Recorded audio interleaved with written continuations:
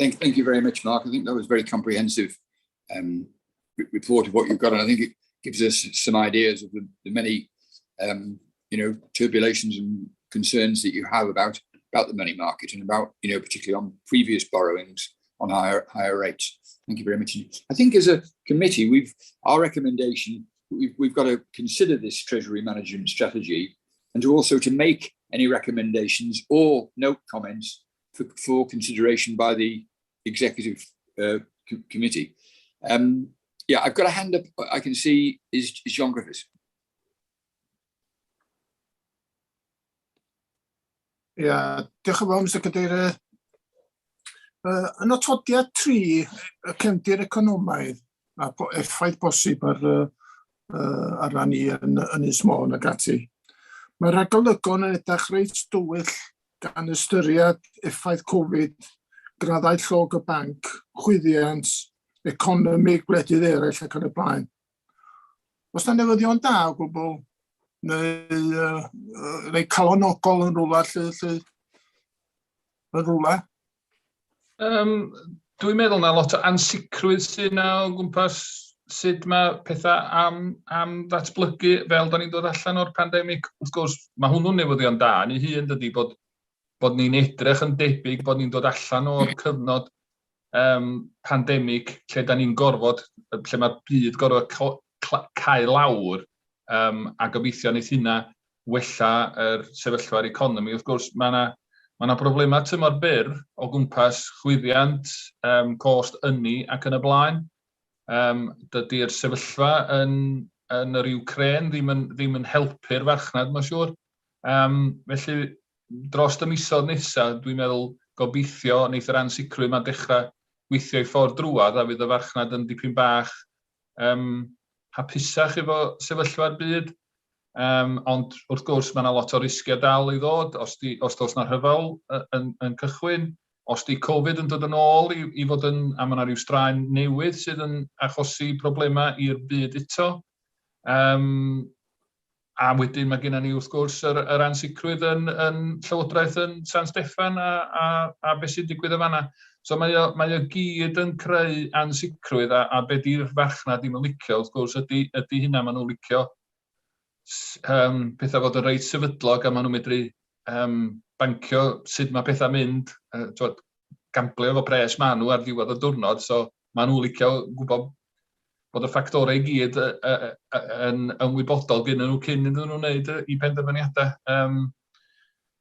Felly, dwi'n meddwl fydd 22 yn anodd yn economaidd, fydd chwyddiant dal yn parhau i godi am cyfnod o fisoedd, a mae'n dibynnu be mae'r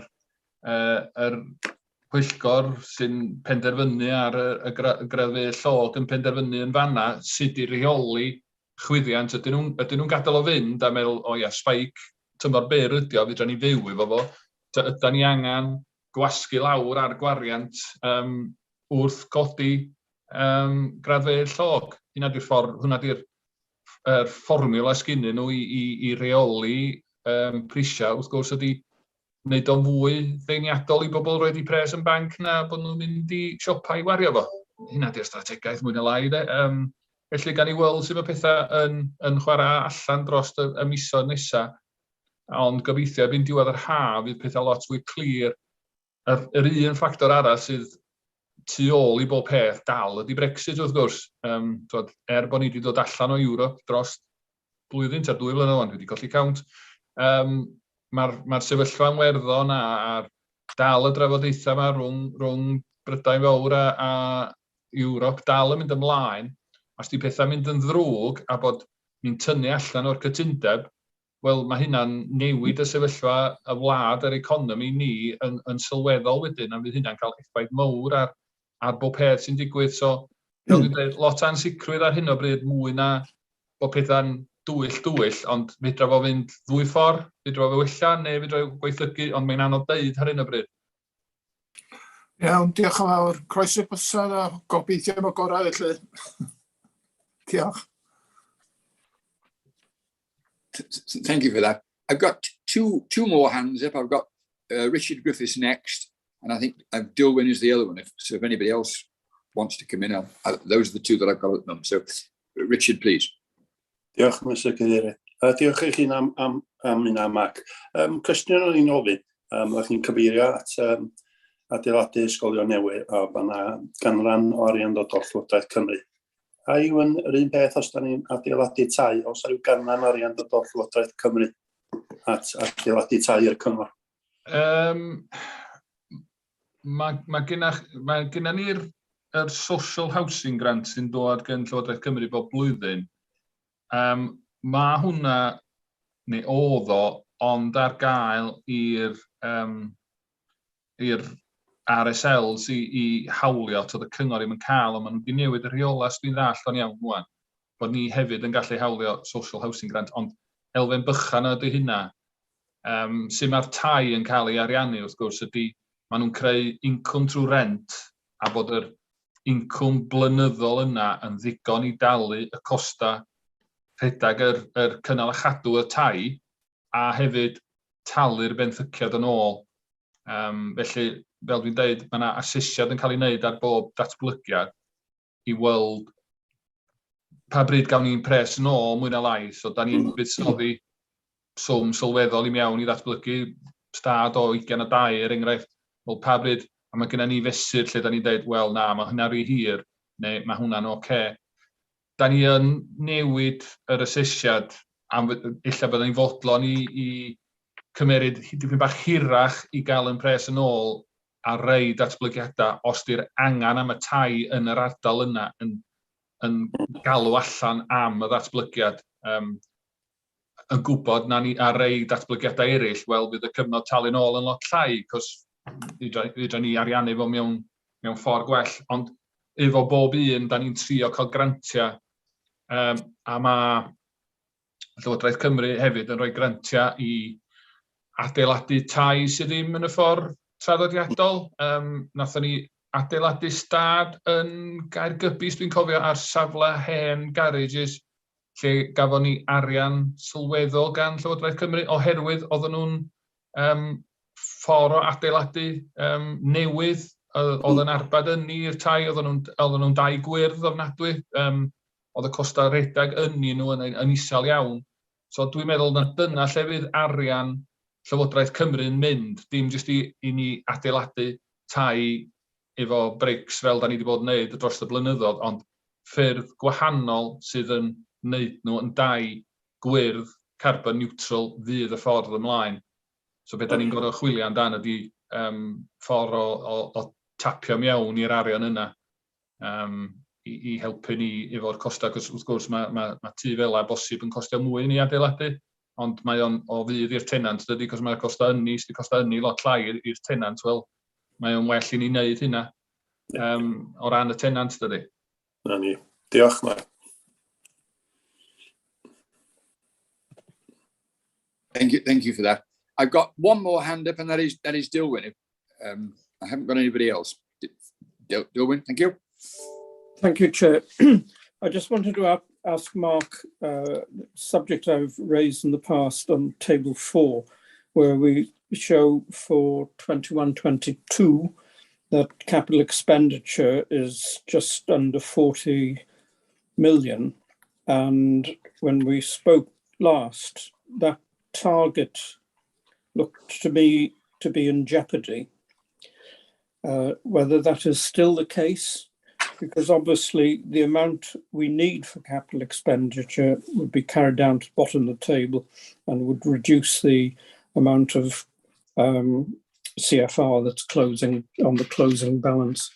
And the other thing I just wanted to mention in passing is that I find it very difficult to reconcile low bank rates with high inflation. And I suspect that all these optimistic statements about inflation at the current rate being a bit of a spike, that will not prove to be so, and that at the moment inflation is likely to continue to be a headache. That is going to affect the way in which we do our working out of the strategy for Treasury management. Thank you. Yeah, on capital spend, I don't think the news from what we're seeing from the report that will go to the exec on Q3 isn't showing an improvement in our capital spend. The slippage is still there. We still have issues surrounding contractors, availability of contractors, submitting tenders that we accept that value for money. Not saying that they're not value for money, but the market has increased significantly in terms of where it's pricing, and whether it's acceptable for us to take those prices when we tender, or do we hold off, or can we even afford those prices? So tendering is causing us difficulties. I know for example, we had in the capital budget the plan to repurchase 15 former council houses that were sold through right to buy, and when they come back on the market, we buy them. But as you know, the price of houses has gone up considerably. So when you take into account the price you have to pay and the cost of ensuring that they reach Welsh housing quality standard, it becomes more difficult to make them financially viable in terms of, is it worth us doing it, or do we just use our money to build from new? So we've had a few delays on things like that. There are always issues surrounding different things, planning issues. I'm aware of one scheme where we have planning issues which are causing a delay. We've been lucky during the winter that the weather hasn't been too bad, so we've caught up on some schemes because we haven't lost too many days to rain and snow or whatever. So, but generally the slippage is still there, and it's something we need to address going forward. On your point on interest and inflation, I wouldn't disagree. Yeah, there is some element of a spike because this time last year the country was in lockdown, so spending was down, which forced prices down. And when you compare, inflation is just comparing one year to the previous year, isn't it? So if prices were lower last year and they're higher this year, well, it is gonna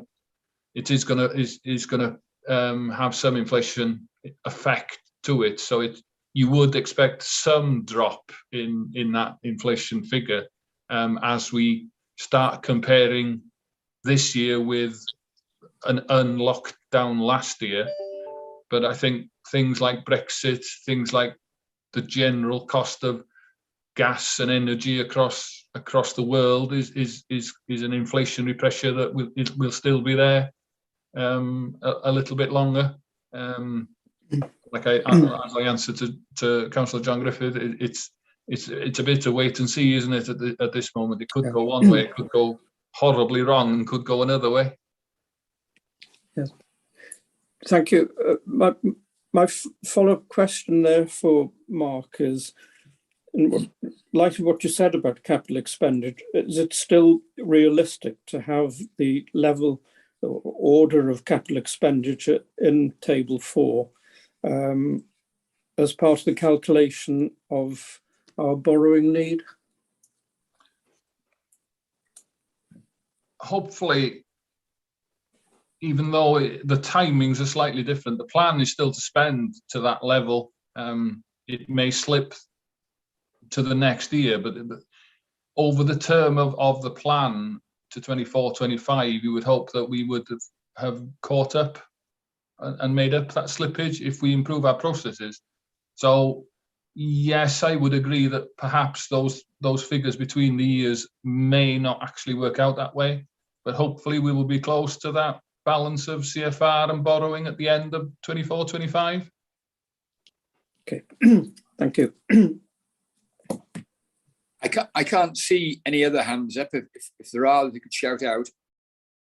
If not, we need to, I think, go to a vote on this. And it was, I think it's really to accept the strategy. I don't think we've got any recommendations or to send any comments for consideration by the executive committee. It's in a very fluid situation at the moment. Can I have somebody to propose that we accept this excellent report on the Treasury Management Strategy statement? Anybody derbyn? Sorry, I got two then, did I? Yeah, I got a proposer was Richard. Cynnig bod ni'n derbyn. Yeah, I eilio. Yes. Thank you very much indeed. So we'll go around the.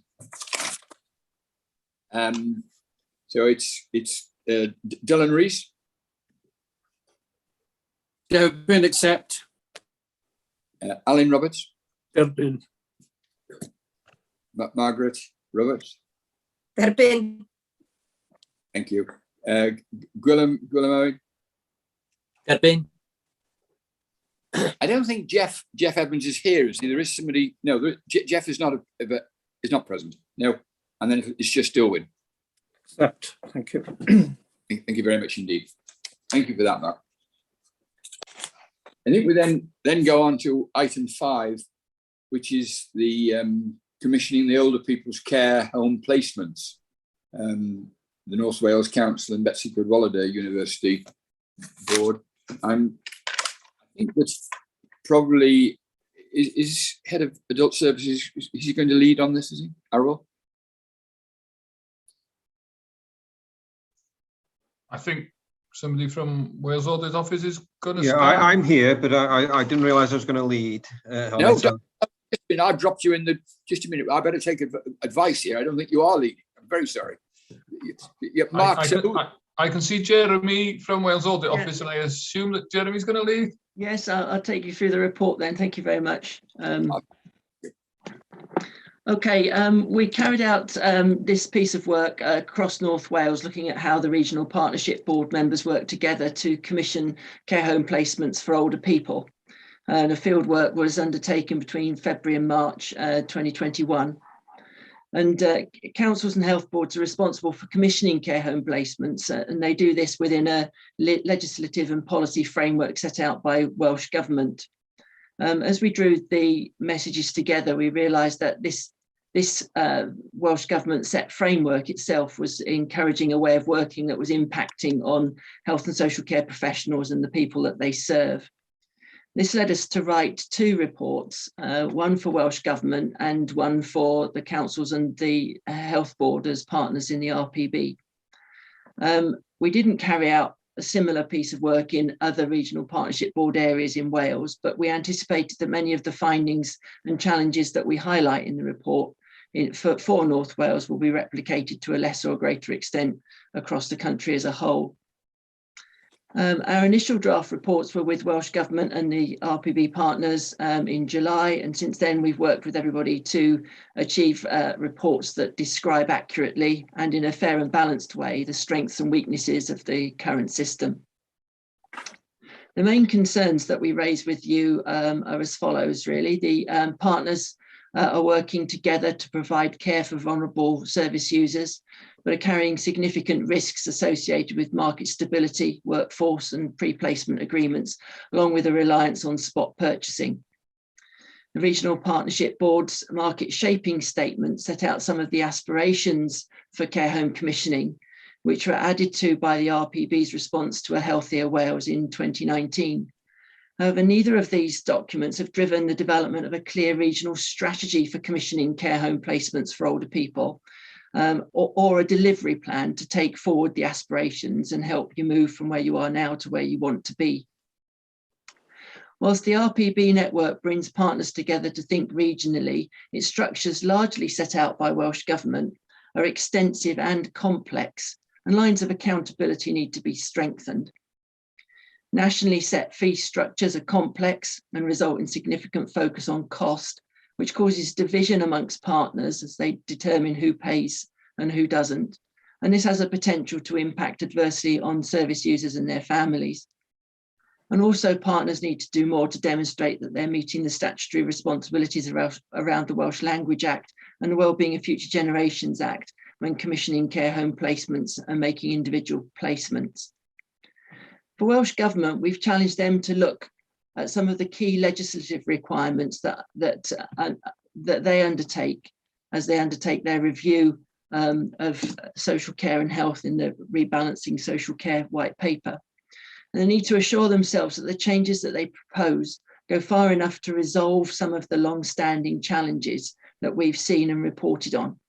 And in particular, we've asked them to look at the complexity of the funding models, to better describe how Welsh Government expects pooled funds to operate, to take steps to deliver better scrutiny and accountability of regional partnership board activities and decisions, and to develop a framework against which to evaluate progress that the RPBs make towards the wellbeing goals.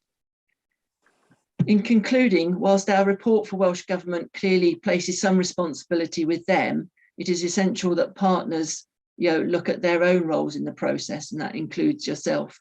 There are considerable numbers of older people in care homes, and the councils and health boards spend many millions of pounds in their care. And you need to be assured that public money is being spent wisely, and that you are building a more sustainable care sector that has the provision for the types of care that you need for citizens today and in the future. To help with this, we've made 5 recommendations to the council and health boards. These are to ensure a consistent use of the pre-placement agreements across the region. The current approach for commissioning care home places can cause tensions between partners and result in poor value and poor service user experience. And so we're asking you to work together as partners to review local arrangements for commissioning care home placements to eliminate avoidable adverse impacts on service users and each other. Accountability is a cornerstone of public sector decision making, and governance arrangements need to scrutinise decisions and hold decision makers to account. You again need to strengthen your partnership governance arrangements to ensure proper accountability and effective scrutiny of the RPB and its decisions. Through the Regional Commissioning Board, you need to develop a regionally agreed care home commissioning strategy, and following this, develop an associated delivery plan. And you need to review the commissioning arrangements for care home placements to ensure that they fulfil their statutory responsibilities around the Welsh language and the Wellbeing of Future Generations Act. So it's quite a tough report, quite a tough read, and it's been a long time in the making, and with a lot of discussions and a lot of work's gone into trying to get the wording right. But more than happy to take any questions, Chair, on the report as it stands. Thank you very much indeed.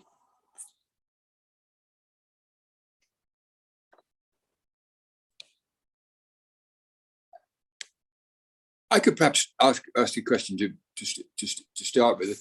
It's, you know, as you say, it is a long read with a lot of information there. And there's, you know, there's nothing that's very straightforward with care, particularly with the funding of it all. I was just wondering, many years ago, we went to visit in another area, in independent living. You know, we put a hostel up and put people into there, which was received very favourably. People were living in their own units, you know, and being fed, and they had company and everything else. We, as an authority, then built another successful one. The first one was in Llangefni, which if anybody visited, you before COVID, obviously, was how happy and how settled those people were, and you know they were seeing out their elderly age with friends and with company and with everything else. And I'm just wondering, when you're talking about these models now, ought we to be encouraging more of these models? You know, quicker, because it gives me an impression that you can, you know, certainly by recognizing people who have got this great need, you know, can no longer fend for themselves, but they can with company with other people and having that care. Isn't that a very cost-effective way of perhaps addressing some of these problems? Chair, you raise a good point, and I mean, in the North Wales response to a healthier Wales, there's a definite push to encouraging people to stay longer in the communities through either sort of domiciliary care provision or through these extra care independent living establishments. And that's having the knock-on effect then on care homes, because when it means that someone does go to a care home, that their needs are greater and more specialist than perhaps they are today. And this is why we're saying, and I go back to saying one of the recommendations is about getting that strategy for care home commissioning across North Wales. So you need to determine what it is you want, the balance of the types of care that you need within those care homes, and then a roadmap to get you from where you are now with perhaps a greater level of more general residential care than you might need in the future, to where you want to be with that at that more specialist end, with more people continuing to be maintained in the community. And so that's set out in the North Wales Partnership Board's response to A Healthier Wales. Yeah, thank you very much. I think that was a very, very, very good response, and certainly very positive. I've got Dilwyn's hand is up, I think. Thank you, Chair. I'd like just to ask Jeremy whether he's any comment to make on Appendix 1, which shows the Regional Partnership Board structure chart. Before I ask him for his comments, I'll make my own. Looking at this from what I'd call the patient's or the user's point of view, I think, walk away as it is a little bit bewildering. And I'm concerned at the overhead that is associated in running a structure as complicated as that. And whether, because we have a structure like that, it actually makes life more difficult for our customers and for placements and so on, compared with a much simpler one. Thank you. And the RPB structures are set out largely by Welsh Government, and because you've got seven main partners in North Wales, plus additional ones in terms of Care Forum and organisations like that, it's inevitable that you've got a very complex and very sort of confusing structure.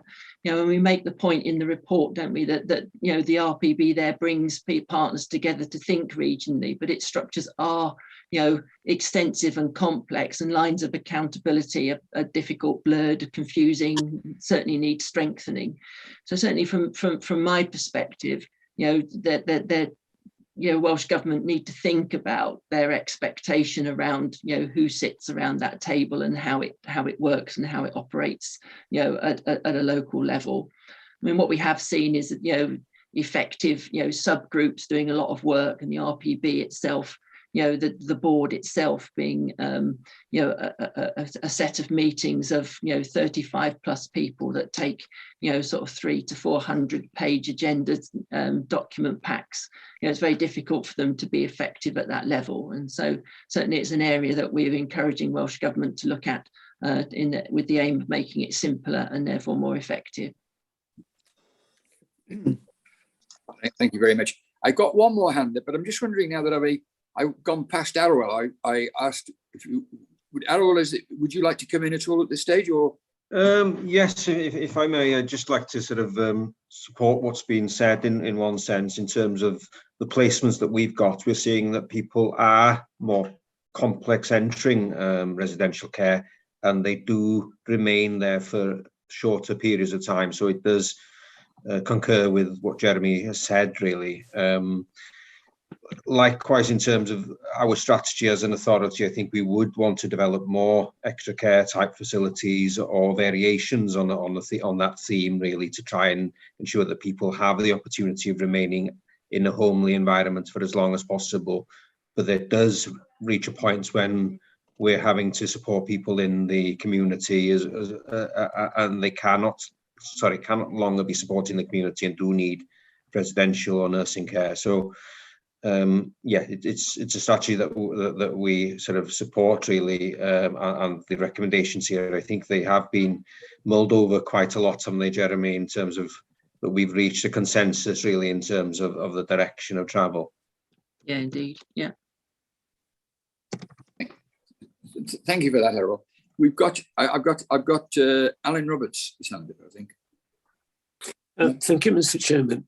I hope Jeremy doesn't mind. I'm going to broaden the discussion slightly. I found this, reading the documents here, it's quite damning in some places. Now, obviously, we're concentrating on one area here, the care of the elderly. But Welsh Government wants us to move to work on a regional level in so many areas now. For example, the CJCs. which are coming into being very, very shortly, and other areas as well. My feeling is that we've been rushed into some of these, and not enough thought, preparation, etc., has gone into this. What's the main lesson you've learned for Welsh Government out of this particular study that should be taken into consideration now as we move to work in other areas on a regional basis? Oh, gosh. I mean, I think really from what we said in the report to Welsh Government is that they need to be clear about what their expectation of the partnership is to be, and so that they can objectively evaluate progress that you know, in this case the RPBs make towards the wellbeing goals, and so they need a sort of a set of measures that they can ask people to collect that demonstrates movement to deliver what the Welsh Government's aims and ambitions for that piece of way of regional working is set out to do. And then you need to have the mechanisms to deliver that at that regional level. And what we've seen in North Wales is that regional working can work. You've got a very effective economic ambition board that we did a review on not too long ago and gave a very positive response to, in terms of the strong governance model that you'd set up with that, the good work that it was doing in terms of developing the programme and portfolio office, and the way in which it was adapting and flexing to the changing context within which it operated. The RPB needs to be put on a similar footing to that, with good governance, good accountability, good links back into home partner organisations, and that's your gift, your responsibility as a key partner around the table. And then what Welsh Government needs to do is it makes sure it needs to set out that expectation right up front and at the beginning, and that's what we've framed within the recommendations that we've made to them. Thank you for that, because I feel that structure has been put in place and vitally important here. So we have the right procedures, everybody knows their role, position, etc. And we know the expectations that we should be aiming towards in the end. Thank you. I've got two more hands up, and I'm going to go to Gwilym first, and then to the Leader of the Council. Diolch yn fawr iawn, Mr Cadeirydd, a diolch i Jeremy am ei adroddiad hefyd. Mae yna sawl peth, dwi'n meddwl, mae yna sawl peth yn does yn yr adroddiad yma a bydd arwyn yn gallu i godi. Mae'r pwyslais i ddechrau, wrth gwrs, da chi'n edrych ar y lefel ranbarthol, ond wrth gwrs i ni fel aelodau etholedig, y lleol sy'n bwysig bob amser ynde. Dwi'n cofio cyn aelod o'r cyngor, mae sawl blwyddyn yn ôl y diweddar erbyn hyn, W.J. Williams y talwr, oedd yn aelod etholedig uchel iawn i barch ar lefel genedlaethol yng Nghymru, yn pwysleisio'r pwysigrwydd. Mae hefo llywodraeth leol, mae'r lleol sydd yn bwysig bob amser. Ac yn sicr wrth edrych ar unrhyw faes, yn enwedig yn ymwneud â gofal, mae'n bwysig bod ni'n cael yn tîm mewn trefn yn lleol cyn bod ni'n poeni, bod ni'n rhy bryderus am y sefyllfa yn anbarthol. Da chi'n cyfeirio at sawl peth yn eich adroddiad.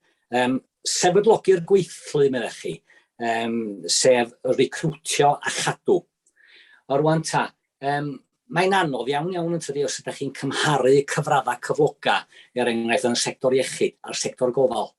Mae yna rwan hegwch mawr i weld yn man yna. Fe garwn ni'n cael eich barn chi a'ch sylwadau chi ar y sefyllfa ynglyn â hynny. Hefyd wrth gwrs, byddai chi'n sôn llawer am a cyfeirio at cydweithio. Wel, mae gynnon ni os gai ganmol am unwaith, gai ganmol y sefyllfa fel ag dwi'n ei gweld ti'n lleol yma gynnon ni yn Ngogledd Orllewin Cymru ac yn Sir Fôn. Mae gynnon ni dima adnoddau cymunedol ar yr ynys yma. A mae gynnon ni drefniadau a hyd a lled yn Ynys Môn, lle mae iechyd a'r gwasanaethau cymdeithasol yn cydweithio'n agos iawn efo'i gilydd.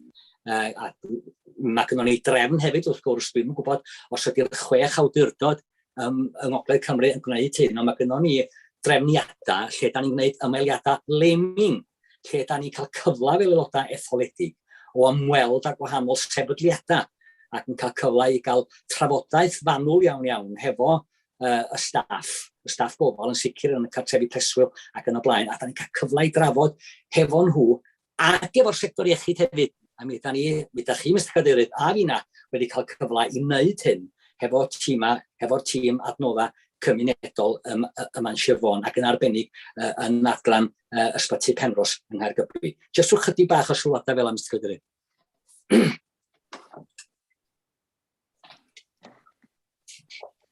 Thank you very much.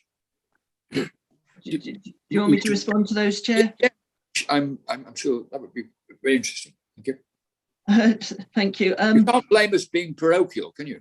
No. I mean, you make a good point about needing to resolve the local issues. I mean, I think I just point you back to the Healthier Wales statement, really, and say that the Healthier Wales initiative is encouraging you to keep more people in the community, more people close, and that's absolutely fantastic, and that really answers the point that you raise. However, when their care needs increase as they get more frail and so on, they're not going into residential care sort of relatively young and relatively fit, they're going into residential care when there really is no other alternative for them. Some of the care that they need is so specialist that there's no way that any one council can afford the specialist kind of care close to home. And that's why we're putting forward in the report the need for this regional strategy, because together you can afford that kind of care. And by working together, you might end up with a specialist home that is 40 or 50 miles away rather than 150 or 160 miles away. And so we're certainly not trying to stop you deliver what you need locally, but to get you to work together better so that you can get some of those specialist services paid for collectively closer to home than they currently are.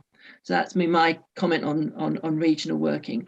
And in terms of collaboration, yeah, absolutely. And we're not saying in this report that you're not working together. I mean, I think one of the headings there is partners are working together to provide care. We're not for 1 minute saying that you're not doing that.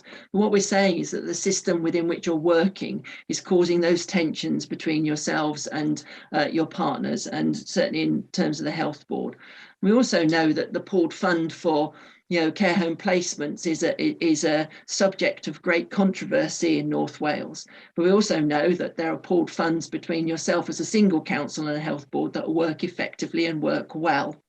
And so it's about building on what works well and working stepwise into those bigger and more challenging arenas so that you can continue to work collaboratively on a broader scale than just between one or two partners. Thank you very much. I'm now, Slinos is here. Well, welcome, Slinos. Perhaps you've got your hand. Yeah, diolch Peter, achos mae yna chydig o sylwadau sy'n ei licio wneud fel yr aelod etholedig sy'n mynychu'r RPB ar ran y cyngor fel y deilydd portffolio gwasanaethau cymdeithasol, ac yn ddiddorol o glwad Jeremy yn sôn am y bwrdd uchelgais ac arna fi di'r arweinydd fi sy'n mynychu hwnnw hefyd, a mae'n bwysig i fi i ddeitha chi fel Pwyllgor Archwilio nad ydy'r ddau ddim yr un fath.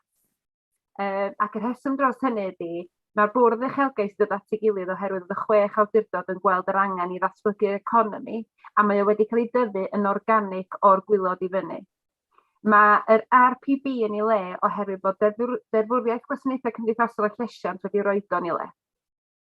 Felly mae'n bwysig bod ni'n dechrau o fanna. Hefyd, mae'n bwysig bod fi'n deud, mae datblygu'r economi hefyd yn digwydd ar hynna. Ydy mae hynna o datblygu'r economi. Be sydd wedi digwydd yn yr RPB ydy, mae bob dim yn cael ei daflyd i fewn ddo fo. Ac mae o yn mynd, ac mae rhaid hefyd atgoffa bod yna bron i 40, os na dros 40 o bobl yn mynychu'r cyfarfodydd yma. A dwi'n deud wrth Llywodraeth Cymru'n aml, mae o wedi mynd yn ginio mwy na cyfarfod strategol, achos dydy o ddim yn rhywbeth lle dwi'n teimlo. Felly mae yna gwestiwn sylfaenol y fama, a ydy'r strwythur RPB sydd gan y Llywodraeth yn mynd i wneud y gwahaniaeth da chi'n dymuno allan o'r adroddiad yma. A dwi ddim yn meddwl, achos mae yna risg ariannol enfawr i'r pooled budget oeddech chi'n nodi fama. A fel swyddfa Archwilio Cymru, sy'n ni'n gobeithio sa chi'n dweud, dydy'r rheola da chi'n gorfod gweithio fewn ddim yn ddiogel ar hyn o bryd i chi o ran llywodraethiant. A dyna di'r fath o bethau. Mae hwn yn gni, ni'n cael yn herio ac yn cael yn adolygu ar rhywbeth lot mwy sydd ddim yn fit for purpose.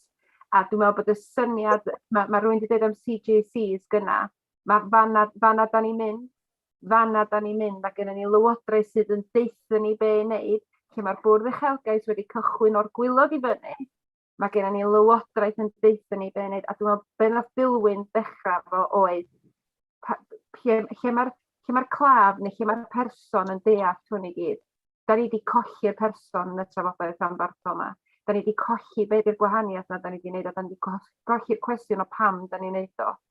A dwi'n meddwl, dwi'n parchu yr adroddiad, dwi'n parchu bod chi wedi cael yr remit yma edrych i fewn, ond mae yna ymbarel llawer mwy sydd yn fy mhoeni fi o ddifri o ran, mae yna wastraff arian yn mynd i fod yn ymwneud draw achos mae yna materion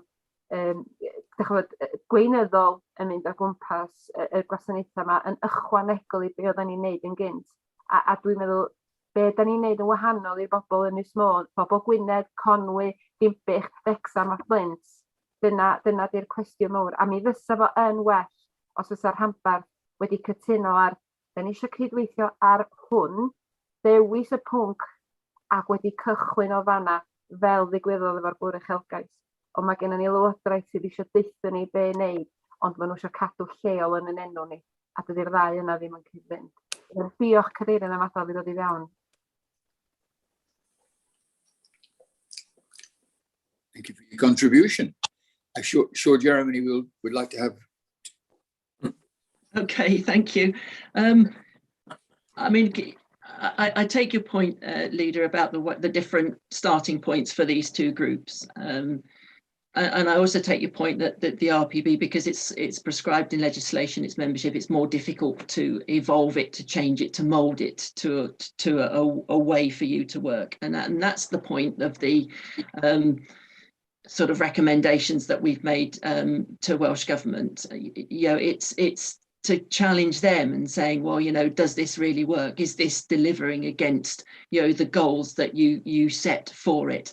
You know, better describe, you know, what you expect from a pooled fund, you know, because we, you know, does anybody really know? Do you know? Are you being objective about the way in which it works? Are we being practical about, you know, whether it's actually something that can work or not? You know, are the risks too great? And we've laid that in front of Welsh Government, and I think that's it. Yeah, we've used North Wales as the example for that, and don't suppose that we find different examples elsewhere. So we've made that challenge, and you know, I urge you to find the national report that we've written for Welsh Government, so you can see that our words directly in that, because the two reports really do go, you know, hand to hand together in that way. Money will be wasted. Yeah, that's a difficult phrase for me to just swallow. I don't doubt that it's true, and part of that is because of the complex funding models. You know, that there's sort of, you know, 4 or 5 different placement types, and you know, you can multiply that up by the different ways in which it's funded. There's continuing healthcare, there's nursing funded care, there's self-funders, there's, you know, council funders, there's joint funders, and all of this kind of stuff. It's complex, and it's difficult, and some of it's based on, you know, financial assessment of the service user, and some of it isn't. So there's a lot of bureaucracy in here, very complex systems that's sitting within a very complex framework within the RPB. So yes, I don't doubt that you're right that the money will be wasted, but that's the purpose of the reports and of what we're trying to do, and we're trying to get you to streamline as many of these processes as you can to take away the points of, you know, dispute, the points where the partners get sort of cross with one another, and we're challenging Welsh Government to look at it and make sure that their policy reform goes far enough in solving some of these deep-seated challenges that, you know, the way legislation currently framed poses from the operational side of it. And you're right, Klinos, again, it's the people in this, you know, the people going into residential care. This is their last care step, if you like, on their lives. This is the thing that's going to be the last thing that happens for them and their families in their lives. And to think, you know, we were struck as an audit team, about how awful this must be for some people, particularly those without advocates or family to help, those that are placed a long way from home in a home that doesn't speak in the language of their choice. At the end of the day, it's people that we're dealing with, vulnerable people, elderly people who have given much to our counties and our country, and to treat them in this way through this system is not really quite cricket, as they say. Thank you very much. I don't think I can. Is there anybody else? I can't see any other hands up. I think that, Jeremy, might be the end of it. And I think we just have to thank you very much, for your presentation, which is obviously, we had a good discussion on it as well. And I think what it remains now for the committee is to accept, the commissioning of the older people's care home placements. Can I have a proposer to, please, and a seconder? Proposer. So, sorry, I've got Alan Roberts, and I've got Dylan Rees seconded. Is that right? Thank you very much indeed. Can I just go around then, and that'll be John Griffiths. Derbyn. Margaret. Derbyn. Thank you. Gwilym Jones. Derbyn. Richard Griffiths. Derbyn, Mr. Cadeirydd. Richard Griffiths. Derbyn. Thank you. And Derwin. Accept.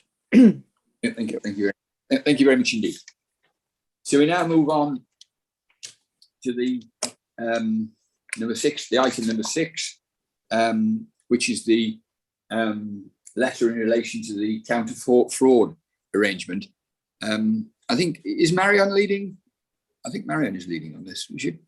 I think Alan from Audit Wales may put the report, and then I can put the response. Is Alan still on the call? Alan's off unwell at the moment, I'm afraid.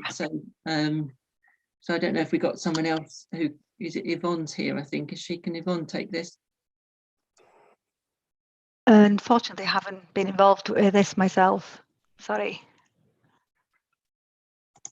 Okay, I mean, my understanding is it's a letter that we wrote some time ago following a piece of work that we did around the counter fraud arrangements.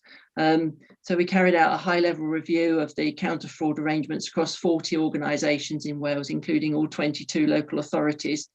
I think we made a number of notes, if you like, following the field work in Anglesey, which was a sort of high-level evaluation of the arrangements, document review and a self-assessment completed by the council and some interviews with relevant officers. We put forward that the council would benefit from updating the anti-fraud and corruption policy, which was many years out of date. Seemingly last reviewed, as long ago as 2012. Update the fraud response plan, ensuring it's communicated to all staff and third parties and members of the public. Council needs to ensure that plan provides direction to those who raise concern. I think that's important. Some of the things that we have internally, we have quite useful and regular refreshers of sort of money laundering and fraud concerns, so that we as auditors can sort of spot it as we go about our business. It's a similar requirement really in terms of what you need to do for your officers and for the public also.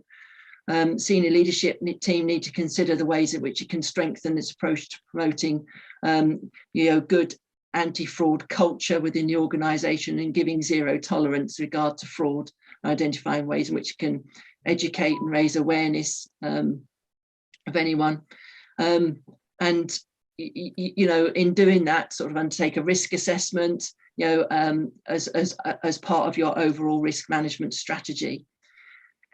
I've touched on the need for sort of annual programs, training, identification. It's a cyclical thing, isn't it? And I mean, basically the letter that we wrote and the recommendations we wrote, we're talking about, strengthening and refreshing your arrangements in order to make sure that, the anti-fraud, anti-corruption was in the forefront of everybody's minds. I think, Chair, I'll leave it there if that's okay. Thank you very much indeed for stepping in there. This and did I think that did Marion want to come in now? Did she? Or yeah, I'll respond if you like, Chair.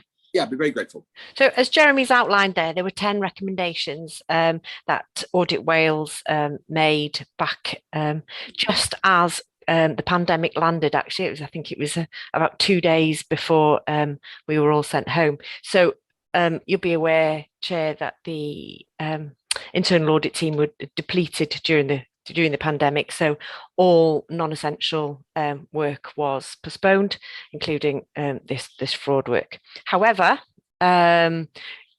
committee will remember that you had the strategy last year that came to you, the counter fraud, bribery and corruption strategy came to you last year. We'd recognised some of these, well, all of these actually, recommendations in the strategy. One we found was not applicable, and that was because there was a recommendation to procure a case management system to manage cases. Well, it's just not value for money to procure a software system to manage one, maybe 2 cases of fraud a year. So we've put that as not applicable.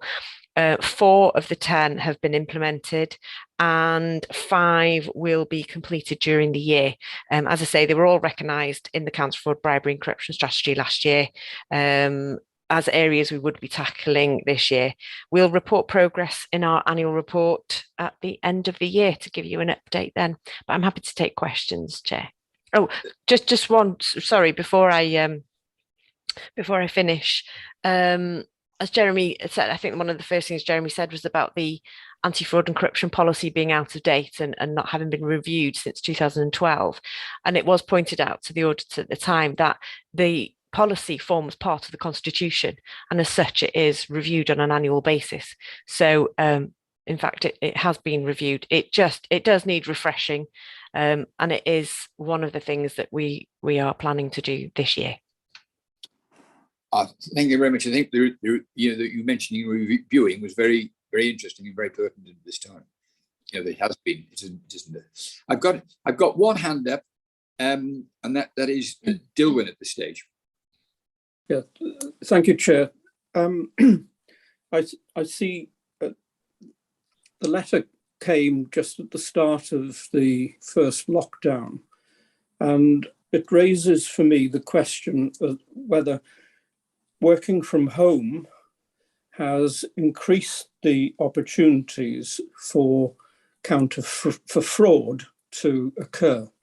We've seen examples in central government of the way in which quite a lot of the funds that were allocated specifically as counter COVID measures to relieve the population generally have been subject to massive fraud. To the point that they've sort of thrown their hands up and said, can't do anything about it, we'll write it off. It goes into billions of pounds. And in a way, although I accept very much that COVID has interrupted the work, it seems to me that getting the recommendations implemented by almost 3 years after the letter is leaving things a little bit late. Thank you, Chair. Would you like me to come back with that on the response to that, Chair? Yes, I'd be delighted. The committee will recall that, just to pick up on Dilwyn's point there about the grant fraud being one of the most susceptible areas to fraud, one of our team was seconded to the grant fraud, to the grants team. So we had actually somebody immersed and embedded in the team to make sure that we did recognise or identify any fraud. And I'm pleased to say that all our post-assurance checks of the grant frauds and of the grants in Anglesey haven't identified any fraud whatsoever. You will remember that we were the subject of a fraud right at the very beginning of the pandemic. It was a cyber attack, not on us, it was a cyber attack of a supplier. Those things have been put in place and addressed and resolved, and the IT team manager will be able to, I'm sure, talk about the increased risk of fraud due to cyber attacks with the pandemic and home working. Many articles in the sector, the professional sector now, are highlighting how susceptible and vulnerable we are to fraud now, following with the increase in home working. But that's more on a cyber level, I think, than anything else. As I say, we had to, as a team, consider our priorities to provide assurance on the risks that the council were facing during the pandemic, and fraud and these 5 outstanding items just were not considered a priority in our work. Thank you very much. I think that's very reassuring. I haven't got anybody else with hands. Was there any more questions, or does that bring that item to a close? I think that brings it to a close. It's just a case that the recommendation is that this committee, the Governance and Audit Committee, reviews and notes progress with addressing recommendations by Audit Wales in relation to countering fraud. Can I have a second of a proposer?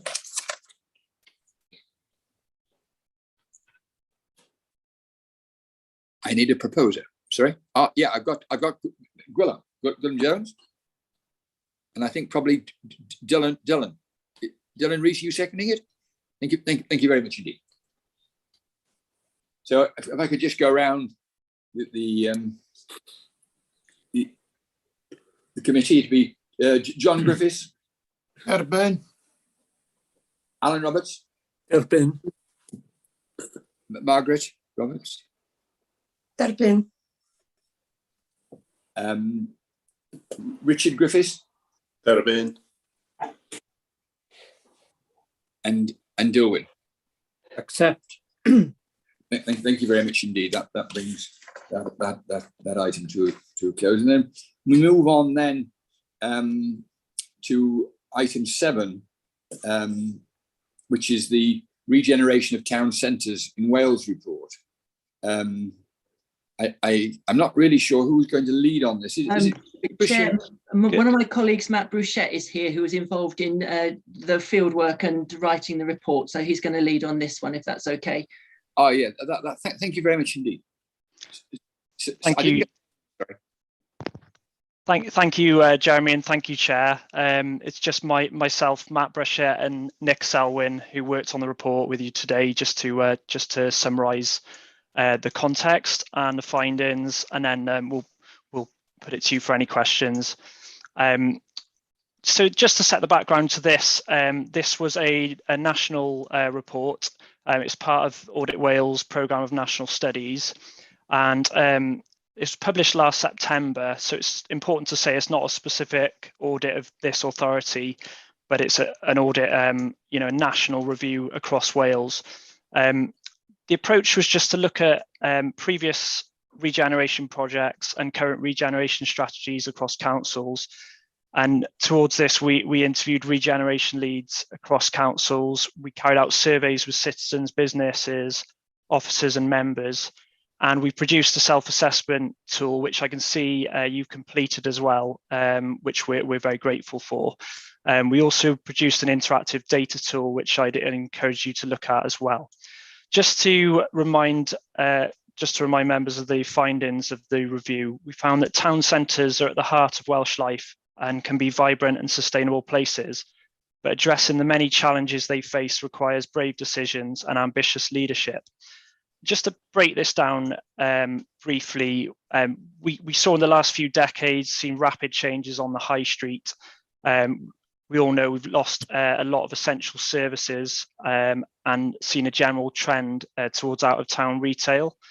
These have accelerated also with the effects of online shopping and the effects of the pandemic as well, made these challenges harder for Welsh Government and local authorities to tackle. One of the more interesting things we found was the interconnectedness and the interdependency of towns, and the sort of trend to look at towns in isolation, whereas actually towns are a network of that rely on each other. So one thing we found was just the need for local authorities just to view these together and look at what the purpose of these towns is and what they contribute to a local area. In terms of Welsh Government investment, they've invested £900 million in this area over 7 years and adopted a town centre first policy. We found despite these interventions, many challenges remain for both national and local government, and many town centres, as you all know well, still struggle. So we found that local authorities could be more effective using existing powers and working better with partners to put in place long-term strategies.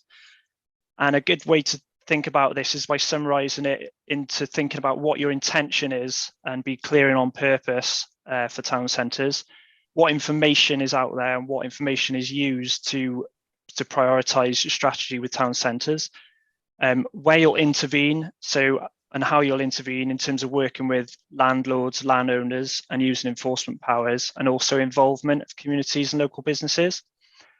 Just to summarise the recommendations from that, we made recommendations to Welsh Government to address non-domestic rates, challenges around transport infrastructure, streamlined in funding arrangements for town centre regeneration, and to set out how it plans to deliver its town centre first approach.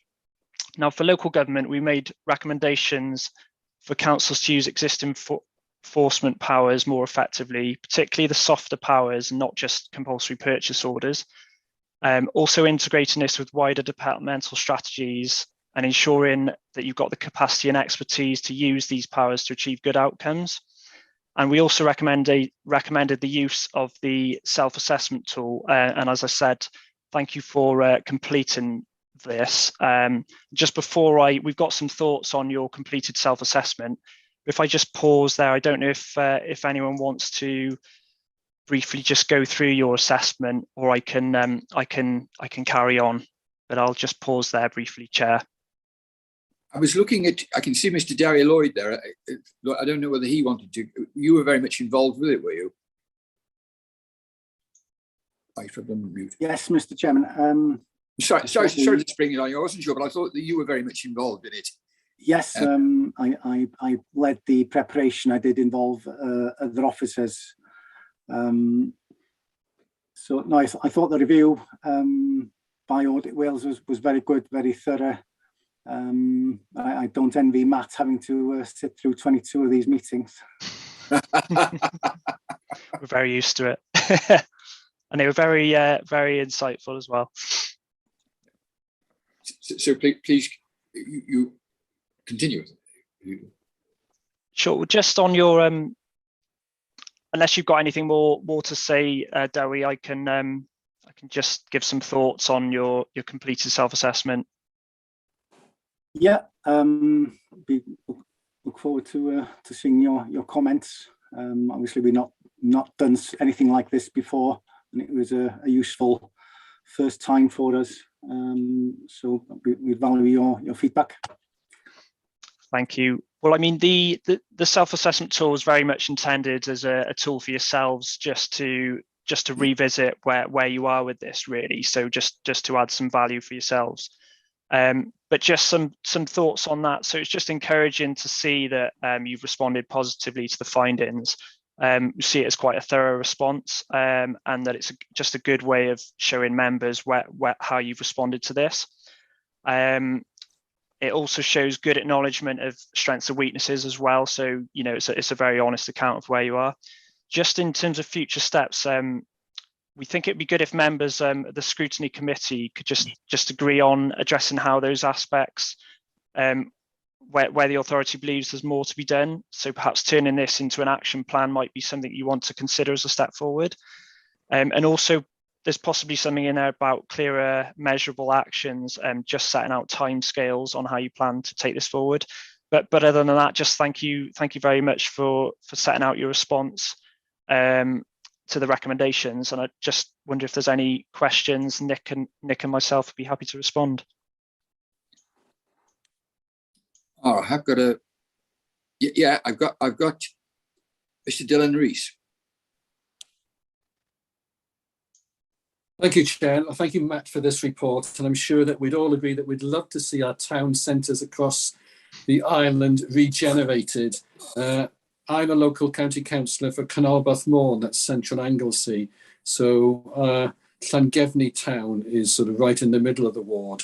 And I must admit that I find it frustrating, and Dewi knows my frustrations, that we have a number of local organisations who are seeking to make a positive difference in the town. You've got Llangefni Regeneration Group, you've got Cwmni Tref Llangefni, you've got Llangefni Social Enterprise, you've got Llangefni Town Council, and then of course you've got the County Council as well. So there's 5 different groups who are looking to make a positive difference in Llangefni Town, but it's the lack of a joined up approach that is the problem or the challenge.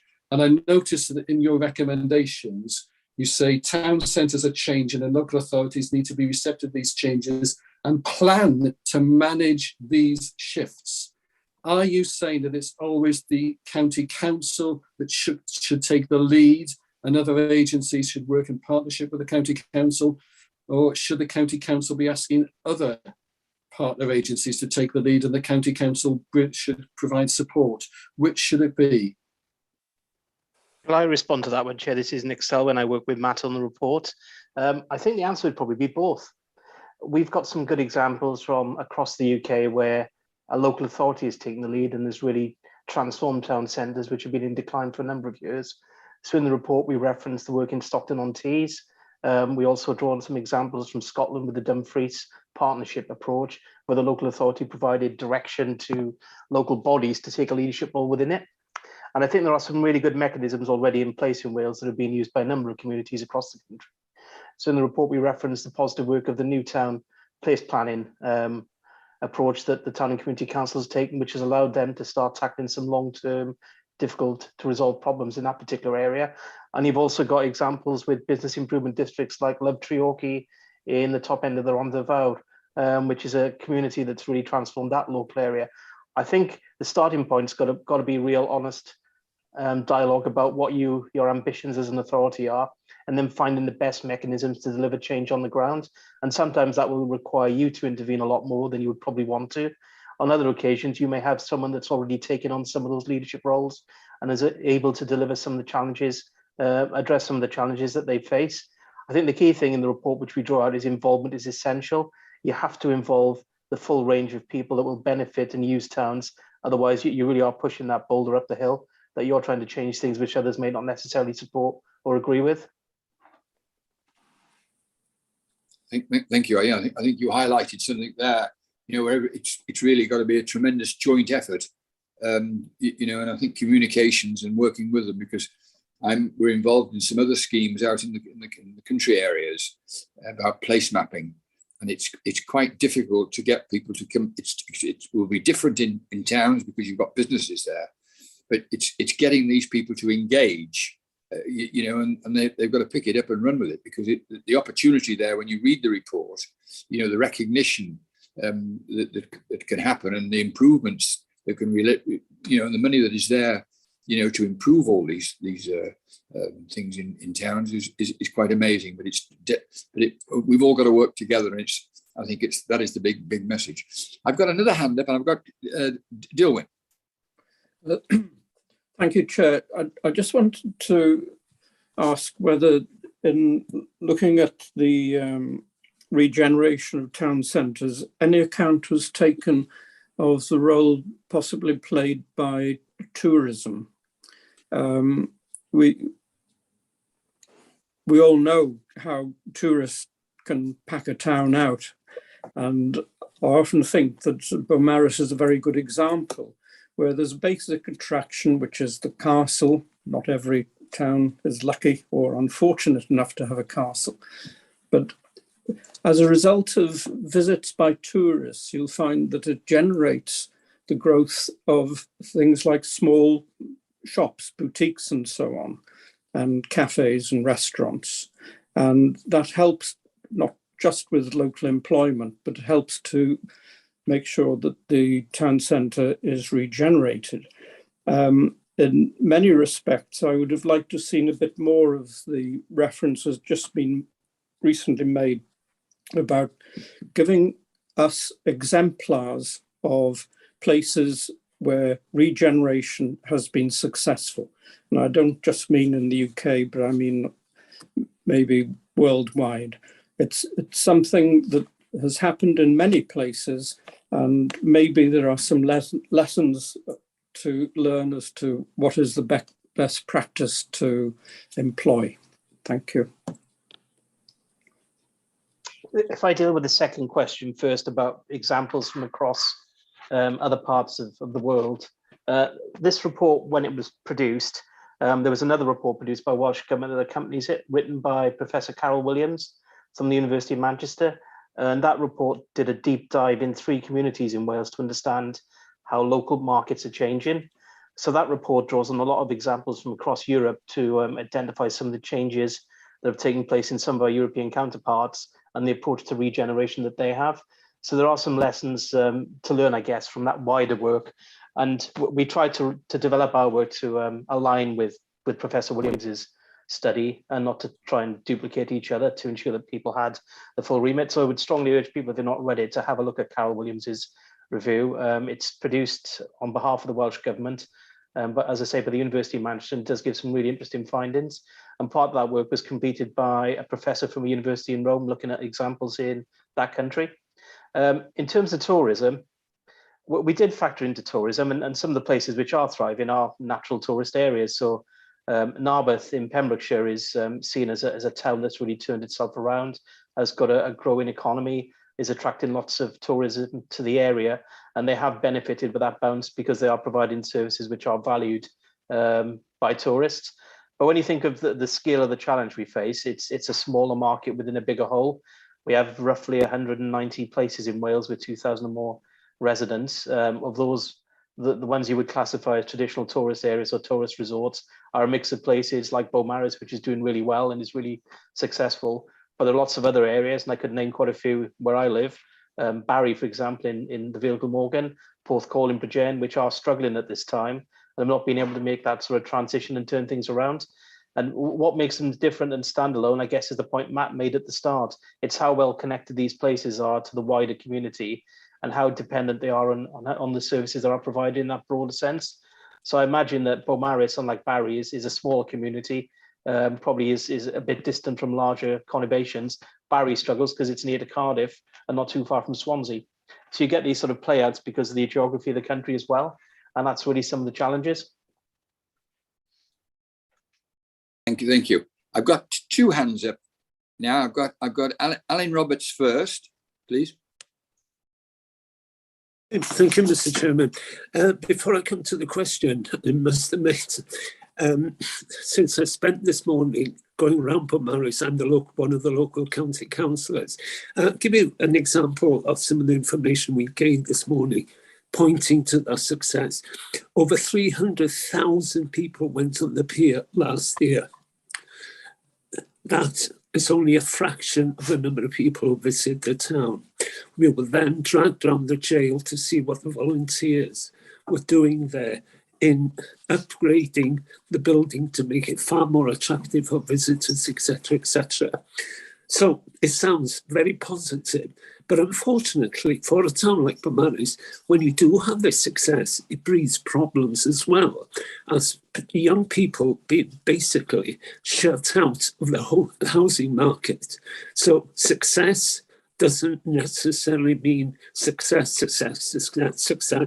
It breeds problems as well in the area.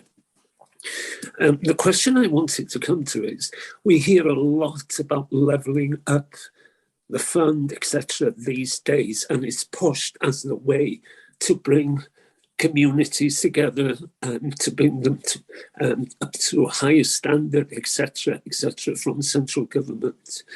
What role do you think does the Levelling Up Fund have, and how much of a difference will it actually do in the long run?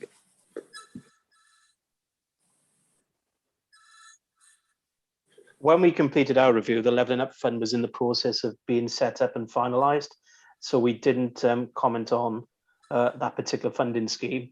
But I do know that the National Audit Office have published a report recently that looks at the Levelling Up Fund in a bit more detail, so members could look at that to get an understanding of some of the challenges that's going to bring. Will it make any contribution, I think was part of the question. Undoubtedly, if you've got access to more funding and it's used in the right way, then obviously it's going to have an impact on the ground. The one thing I would say is a strong message from our work, though, is that the level of funding that authorities are drawn on the work you undertake, particularly around physical regeneration, are areas where you are pretty good at doing those sort of things. You've got a long track record in undertaking building works, improving sort of facilities in the state. That's not the issue. I think the bigger challenge is being clear on the purpose of towns in the future, because towns are not going to be like they were in the past. We know that, as Matt said, there's been a general drift away from essential services being placed in towns, the growth in online shopping, the expansion of that sort of way of people, I guess, accessing services is going to continue, not diminish. So many towns have had an oversupply of shops and oversupply of retail. So it's thinking through, what do you want to try and achieve in your town? You've mentioned some good examples in Beaumaris, so the Levelling Up Fund there could be used to support some of that. But you're quite right, all of these things can potentially come with a hidden cost or an unknown cost, or make things which are a local problem much, much worse. And housing is a great example. So you've given some examples of, I guess, the negative impact of house prices rising. In other communities, the alternative problem that when you lose shops, house prices fall. So you look at some of the South Wales valleys, places like Blaenau Gwent, Torfaen, Merthyr, it's the alternative problem there. They don't have any demand for quite a lot of the accommodation. So the loss of shops then leads to people leaving the community, and some of them, they've got a depopulation taking place. So it's quite a complex problem. And that's why we talk in our report about being clear on the information you have that allows you to make some really informed choices on what are quite difficult issues. Yes, I think one of the lessons that's been learned in Beaumaris is that you have to work together with the local community, whether it be the town council, their individuals, groups, etc., the county council, etc., etc.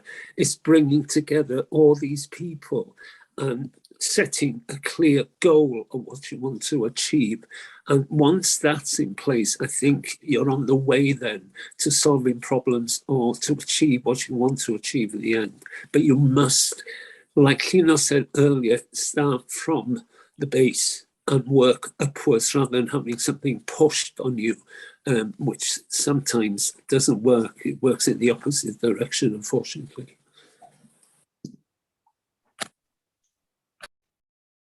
Thank you. I've got one more hand up, and that is Richard Griffiths. Thank you, Mr. Chair. Thank you, Nick. Thank you, Matt. As you probably know, Anglesey consists of 5 main towns, and I represent Amlwch. Amlwch was the 3rd largest town in Wales in the 1700s. It's very hard to believe. It is frustrating when you hear the term levelling up. I mean, the term levelling up should be levelling up places which have issues. I don't think it'll apply to Amlwch. I just feel so frustrated as a county councillor for the last 5 years that Amlwch has declined even further. And all the shops are closed, all the factories have gone. But the main problem we have in our town, and I'm sorry if I sound despondent, but the main problem that we have is the economy has been sucked out of our town because of lack of shops. So they go into the other 2 main towns on Anglesey to shop. So the very economic fabric of Amlwch is down because there's no shops here. There's no jobs, nothing. What can you say about terms of levelling up for our town? Could Matt or Nick answer that, please? I'll go first and then I'll hand over to Matt. I think the challenges are massive. You know, and I don't think it can be underestimated, the issues that you're trying to deal with and address. Where things have turned around successfully outside of levelling up funds, and I quoted some of the examples certainly in West Wales and South Wales, which I'm more familiar. It's built on very strong local leadership with a clear vision for what you want to achieve in your town, and using the powers you have available to you flexibly, by having that, I guess, ambition as an authority, working with county councillors as well, with the local town and community council, sorry, to make changes on the ground. I think the example of Amlwch and communities of that nature, though, is that, you know, if you think of the interconnectedness of these areas, not every town is going to thrive on the way you want, and you have to accept that towns have different purposes and different roles. One of the things that we were quite struck by is the research by the Institute of Welsh Affairs. The Understanding Welsh Places information really shows how towns are interdependent and interconnected, and that allows you to start thinking about what can you do to help individual towns, but within that over-regional footprint. It's not easy, though. I appreciate that you're having to make some really tough choices on different towns and communities, and that's never easy for local people. I mean, I live in an area I sit between the glamorous triangle of Penarth, Cardiff and Barry in a smallish village, and we've literally lost every local service. And I accept that, you know, where I live, I took the choice to live here, but I'm not going to have the services that others who live in Barry, Cardiff and Penarth have access to. And that's partly my choice. And I do find it frustrating, but I do recognize that there's a bigger scalability in these other communities, and they're just natural places to attract more investment. And I'll get the benefit when I visit. But, you know, I fully endorse the point you're making. Thank you. I don't think I haven't got anybody else with their hands up, but I think that probably that does conclude. And thank you both very much for your contribution. That was jolly interesting. I thought there was some good Mr. Chair, did Mr. Dewi Lloyd want to? I'm sure Mr. Dewi Lloyd had his hand up. Oh, I'm very sorry. Yeah, thank you, Mr. Chair. Just to pick up on the points that we made there. In terms of Llangefni, we have recognised the need to address the issues in Llangefni. I have a meeting with Menter Môn tomorrow to consider what can be done there. In Beaumaris, we've secured some regeneration funding to gap fund the Beaumaris Social Club derelict site to provide affordable housing. So on Amlwch, you know, there is a North Anglesey programme. There's a programme manager part-time for North Anglesey, and there's some NDA funding. And we've also secured Welsh Government funding to assist a new hub for Môn CF in the closed down Barclays Bank in the High Street, which will be opening in April. Funding has been prioritised in Holyhead by the Welsh Government. They were prioritising larger towns. Anglesey and a few other rural counties have been lobbying for smaller towns to be given support as well. So the policy is now changing, and capital funding is now available to all five towns on Anglesey through the placemaking grant. So those are capital grants up to 250,000, which are now available. And we're also Welsh Government have also indicated that they have a 3-year funding cycle, because it's been very difficult with annual cycles, because you have no money in Q1 and 2, and then you're awash with money in Q4. In terms of the UK funding, there's levelling up funding, which is capital, but there's also very substantial revenue funding through the Community Renewal Fund, and also the new Shared Prosperity Fund.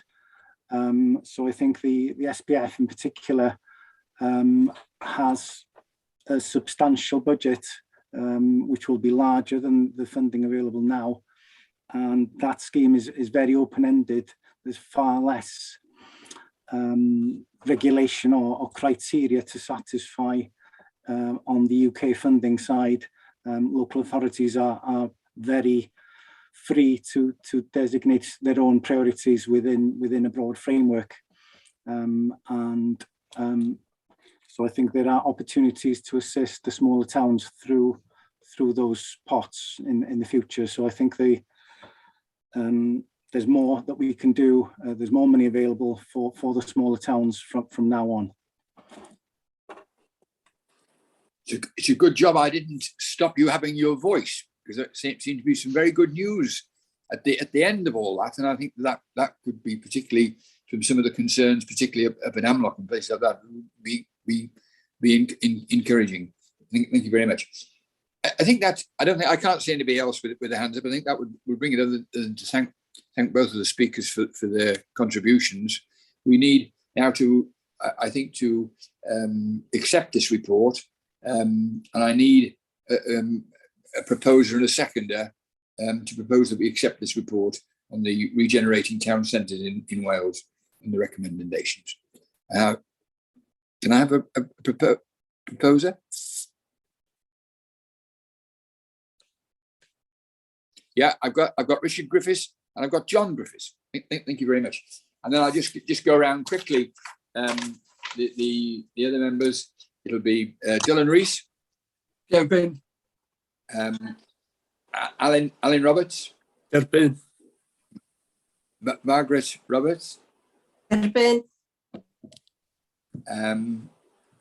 Gwilym Jones. Derbyn.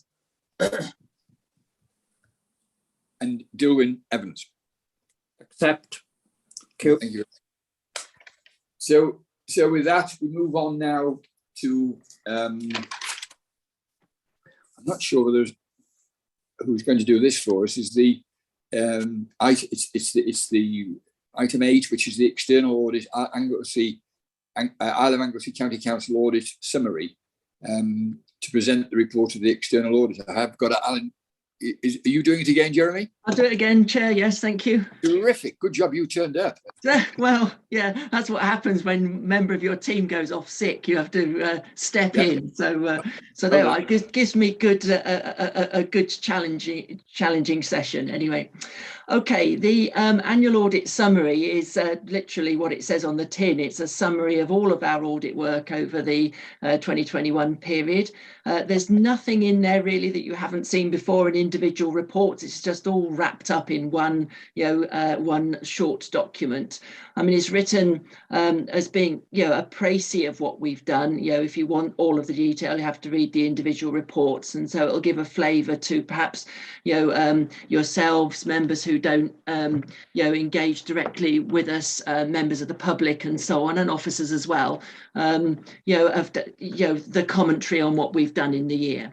So what's it contain? There's a little bit about the facts about the council and its duties. There's a part about the Auditor General and his duties, audit of the accounts, sustainable development, value for money. That sort of sets out, what our raison d'etre is. And then we talk about what we found. So we talk about what we found in relation to the accounts, what we found in relation to the response to the pandemic, continuous improvement, financial sustainability, and so on. The summary also goes on to list reports like the one you've just heard, regenerating town centres in Wales. So it's not only work that we've done at a local level through your Alan and myself and Yvonne as your local engagement team, but also by our studies team as well. So more than happy to take any questions on that if members would like. I don't. I can't see anybody with their hands to ask. I think they've accepted the report.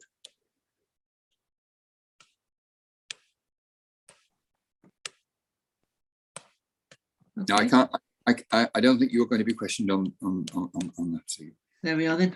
Jolly good. Got off easy there then. Yeah, but I suppose we've also got. We could do them both together, could we? And the item 9 is the external audit again. It's the Audit Wales programme and timetable. Yeah, that's the update to this year's programme of work. So the current year, it talks about all of the areas of work again. So it kicks off there with the annual audit summary, which we've issued to the council. You've got the final one on the agenda.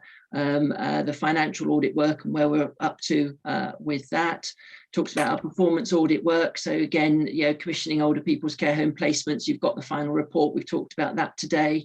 We talked about the assurance and risk assessment, actually, or we can talk about that. We've got a presentation to senior leadership team, next week, I think, or the week after, or maybe early in March, not quite sure. That's looking at the risks and challenges that we've discovered along the year and what might be in our programme of work for next year. We've got the Springing Forward project, which is looking at workforce and building assets, and the field work for that is being undertaken at the moment, and so on. And so, as I say, this document literally tells you where we're at with each piece of work that we've currently got ongoing, both at a local and national level, and also covers the work of Estyn and Care Inspectorate Wales. So you've got a complete picture of what's going on and what you might get to come to expect in terms of reports and outputs from us over the next few months. And as you know, we update this quarterly, so this is the end of December picture that you've got in front of you. Well, I think you've satisfied all the members with that. I can't see. Thank you very much indeed. What I need now is, thank you very much indeed, Jeremy, for taking that on. What I need now is that we can accept both of those external audits, number 8 and number 9, and I would ask for a proposer and a seconder, please.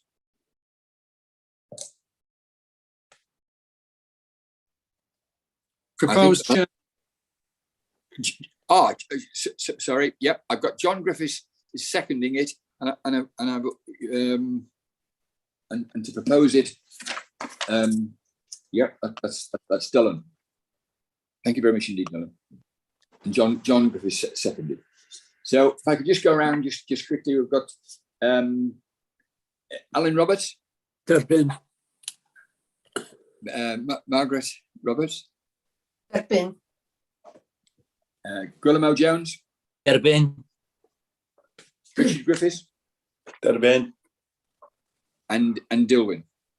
Accept. Thank you. Thank you very much indeed. So that finishes both of those reports. And then we move swiftly on then, I think, to the annual insurance reports. And I think, I can see I've got, is Julie Jones going to do that, or is it Miriam? Julie? It's Julie, Chair. Thank you, Julie. Ond adroddiad ger blaen yn cynodau bod trefniadau swyriant y cyngor o ran polisia, hawliadau a heriau i'r cyngor yn symud yn y blaen. Prif polisia ateboddrydd, adeiladau a cerbydau. O'r rhan hein, mae yna excess gwahanol yn dibynnu ar gwahanol bolisi, a hefyd mae yna gap ar rhai o'r polisia, felly mae hein yn amrywio yn dibynnu ar y polisi. Wrth derbyn swm arweiniol neu excess, felly mae hyn yn lleihau y premiwm da ni'n dalu ac yn gwella rheolaeth y risg.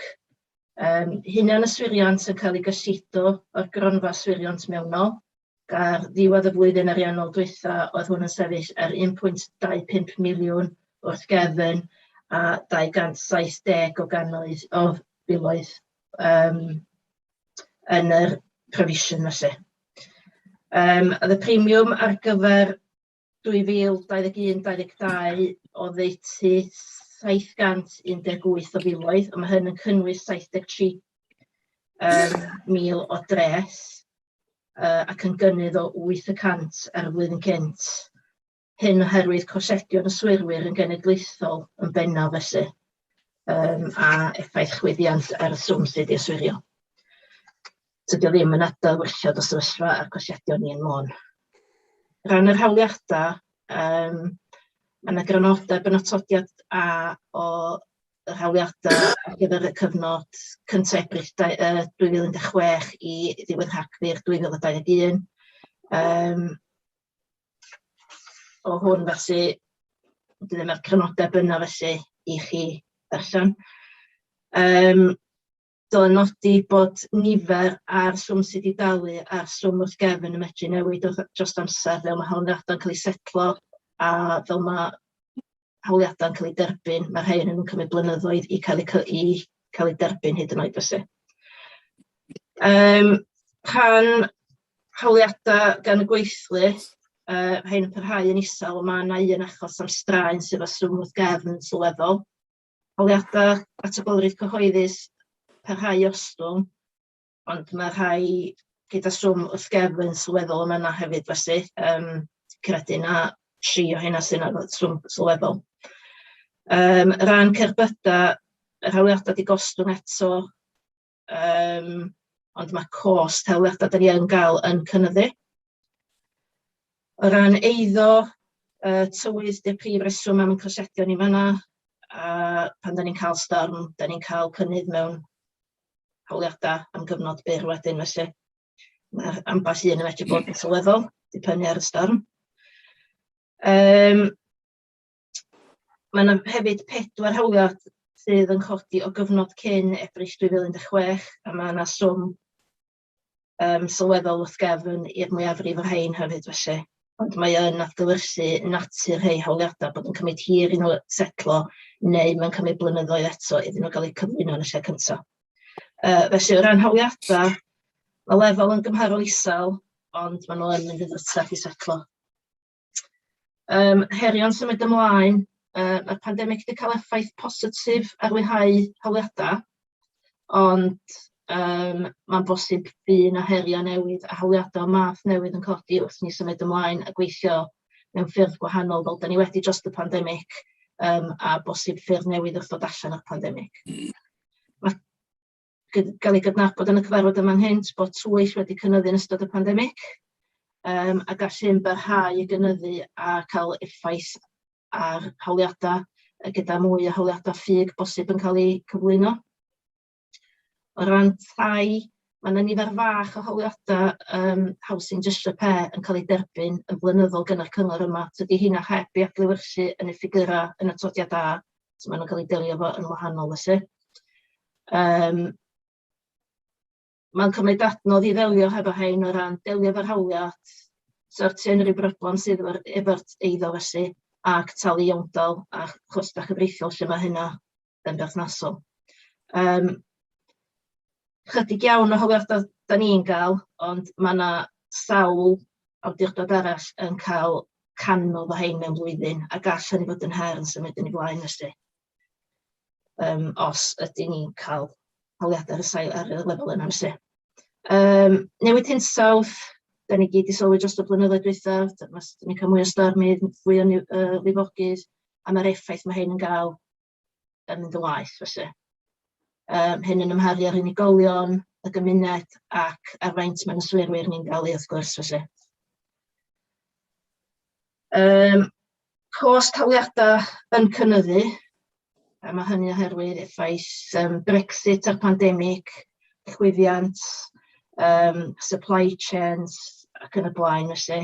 A mae hefyd yn fater o estalwm, sa chi'n hitio'ch car ac yn malu'r bymper, felly sa chi jyst newid y bymper. Wan, mae yna bob math o ryw sensors ac yn y blaen yn nhw sydd angen i newid hefyd, wedyn mae bob dim yn costio lot mwy, cos mae yna fwy o bethau newid.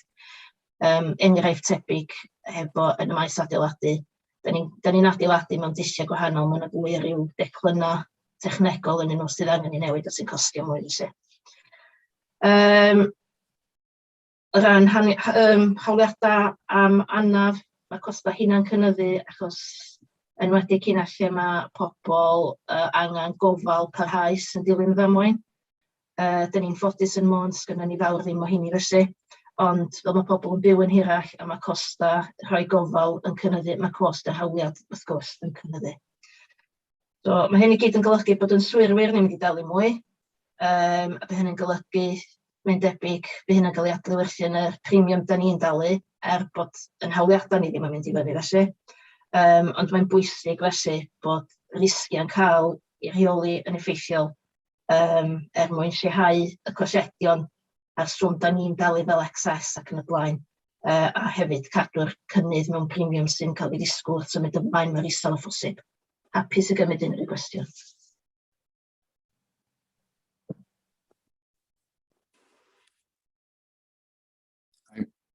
I can't. Just shows you how what a good understanding they all have now following your talk on that. I think you've been very explicit about the insurance claims, and it's mind-boggling now, as you quite rightly say, and particularly in these present times, and some of them can be greatly inflated. Thank you very much indeed for that report. I had Marion down, but I don't think Marion wants to. You wanted to deal with the insurance, did you, Marion? No. No, Chair. I'm sure Julie would be happy to answer any questions you might have.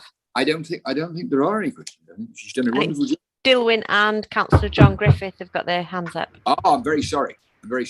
I'll take Dilwyn to start with it. But Chair, you might have guessed that I'd be asking a question.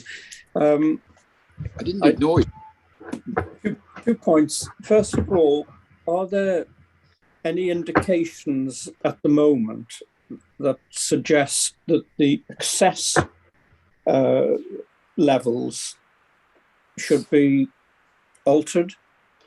I'm talking, they're shown on page 176 and range from £50,000 to £250. How long have they been like that? Because they've been, well, I can see it's 5 years since they were last checked. So that's my question. The second question I have is, when we retender for insurance, do we go through brokers? Thank you. Okay, your first question regarding the excesses, they are on renewal. We have a long-term agreement with the current insurers currently, and within those we do have an annual renewal process. The appropriateness of the excesses are checked during those, and where we think we should seek different excesses, we do sometimes ask for alternative quotations to that, or sometimes the insurers will sort of say we're no longer willing to offer the terms that we did. We need to increase your excess or reduce the cap or increase the cap, whatever. So those are reviewed annually as well. And at the moment they are considered appropriate for this current insurance year. Regarding the second question, sorry, I've forgotten what it was. Well, it's whether you use brokers. Brokers, sorry, yes, of course. Last time we went to tender, we didn't use brokers, but there were issues when we did that. So moving forward, we probably will engage brokers in the next opportunity to go to tender. Okay, thank you. And then the other hand is John Griffiths. Thank you. I believe Dilwyn may have asked the question I was going to ask. I was going to ask if the council sort of went on various insurance companies for better rates at all. That was my question, basically. Byddach chi wedi mynd o gwmpas y sirwyr am gwell telera, lle? Da ni yn mynd I dender bob 2 blynedd felly. Pan fathon ni dender 2 blynedd yn ôl, mi nathon ni gael I fewn i'r cytundeb yma fel cwmni Zurich felly. Mi ddath y tender pryd hynny, mi oedd o'n tender cystadleuol ddaeth allan trwy'r system caffel genedlaethol felly, a dyna 'di'r bwriad yn symud ymlaen hefyd. Iawn, diolch yn fawr. Thank you, Mr. Chairman.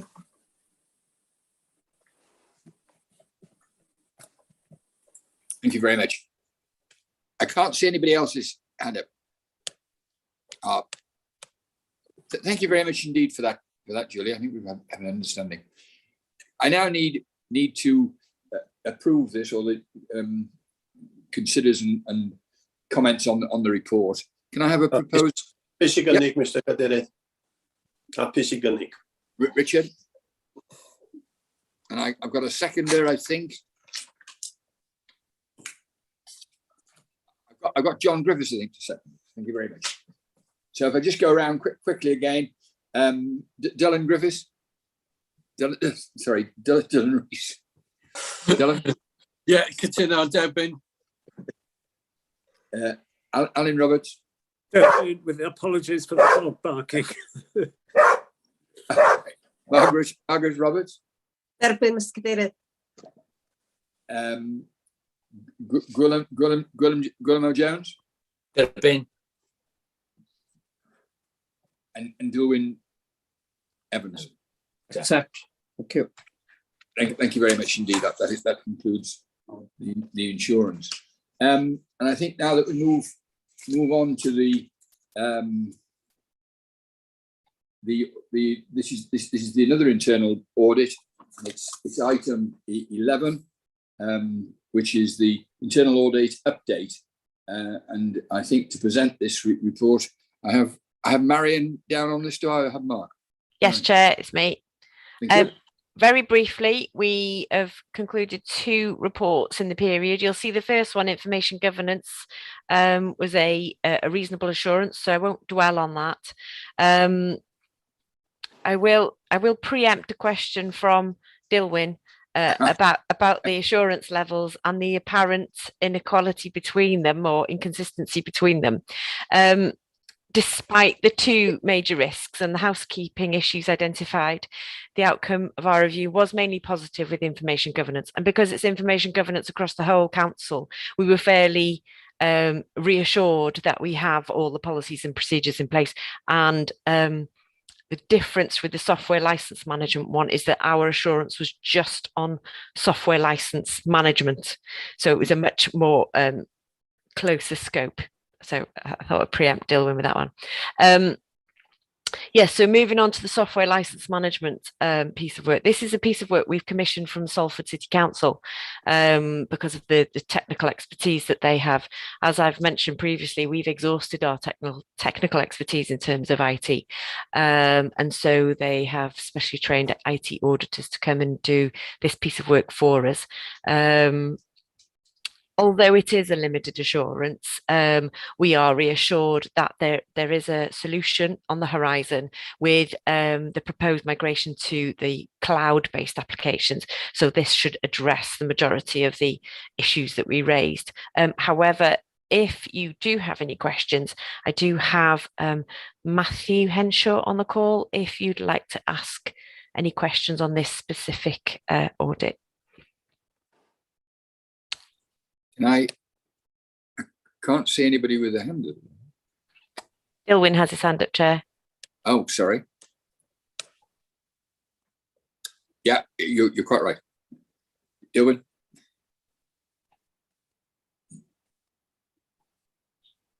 You're on mute. Unmute. Can you tell us roughly what the cost of software licenses for the council? As a total figure, I don't think I have that to hand. All the software licensing for the authority is coded to a single central budget, and I think it's approximately last year ended up at just in excess of £580,000. So that's across all the individual user licensing and the software licensing and maintenance of those software licenses. That's likely to have increased somewhat this year, as they do tend to increase generally in line with whatever agreed mechanism there either is in the contract or the supplier adds on if they're outside of contract term. That's the annual budget for all, so that probably in line with the scope of the audits itself. Is there any way of reducing that? There is, and I think probably some of the mechanisms described in the documents come from that perspective. So there's an element of risk control as far as the use of unlicensed application. There is also the value for money element as well. So they mentioned controls to do with a register of software assets and to where those individual assets are aligned to. One of the general findings is that without a comprehensive register of where they are, there is a chance that members of staff may leave the authority licensed for a piece of software, and then there's duplication of purchases. So what they are suggesting is there should be a more a more automated or more integrated way of understanding where licenses are, so that there's a way to recall those. So that's one of the suggestions we have on the management response is a better track of who has what, so we're not duplicating and repurchasing the same licenses. Okay, thank you very much.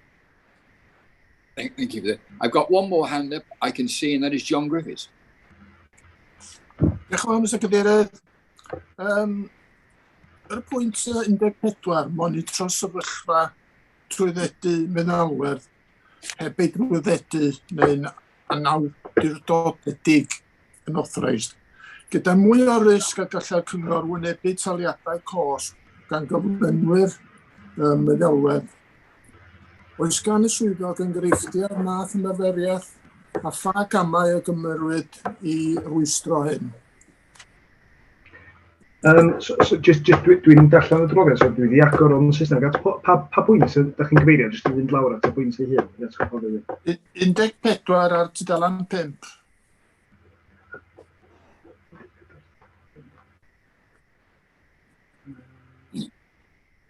Right, so di hwn so'n gyfeirio at modd o adnabod pa meddalwedd sy'n ei lle, so y gofrestr asedau ydi hon, ie?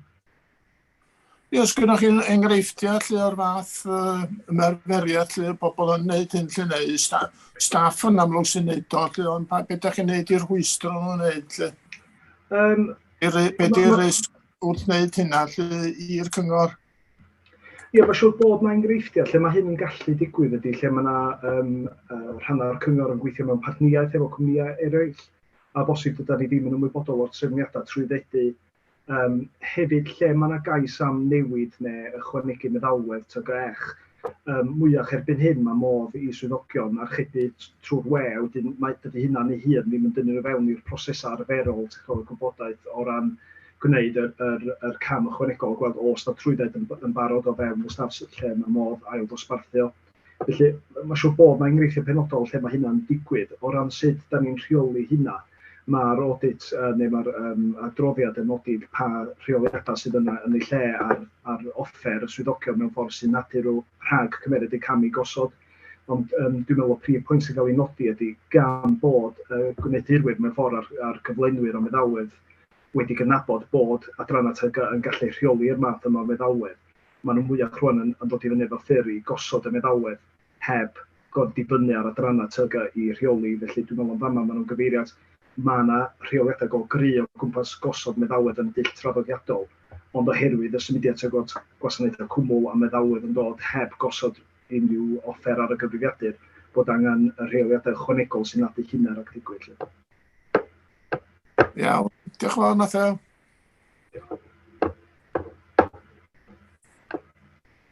I think that could well conclude that. I can't see anybody else's. Thank you. No, I'll move on, Chair. Yep.